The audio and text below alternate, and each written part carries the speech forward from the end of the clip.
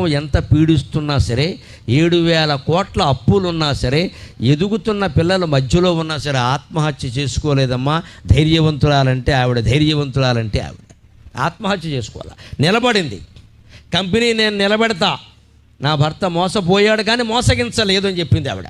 చాలా బాగా చెప్పింది. భర్త ఎవరిని మోసగించలేదు, ఆయన మోసపోయాడు, నేను నిలబెడతా అని సిబ్బందిని పుత్రుల్లా భావించి, మీరెంతో మా అబ్బాయిలు ఎంతో మీరు అంతేనయ్యా, కష్టపడి ఏడాది పని చేయండి, నా కోసం మీ జీతాలు నేను ఎగ్గొట్టాను, నేను చూస్తాను అని చెప్పి ఆ సంస్థ లెక్కలన్నీ తెప్పించుకొని, అంతవరకు ఏమీ తెలియని ఆవిడ ఆ లెక్కలు తెప్పించుకొని ముందు చిన్న చిన్న అప్పులు తీర్చేసిందండి. ఎలాగా? ఏదో 1,00,000 2,00,000 7,000 కోట్ల అప్పులు 5 లక్షల అప్పు తక్కువ కదా, అవి తీర్చేసింది. ఈ 5 లక్షల అప్పులు ఒక 50 అప్పులు తీర్చేసరికి ఏమైందంటే 50 × 5 2 కోట్ల పైన అప్పులు తీరిపోయాయి. ఇలా క్రమంగా తీర్చుకుంటూ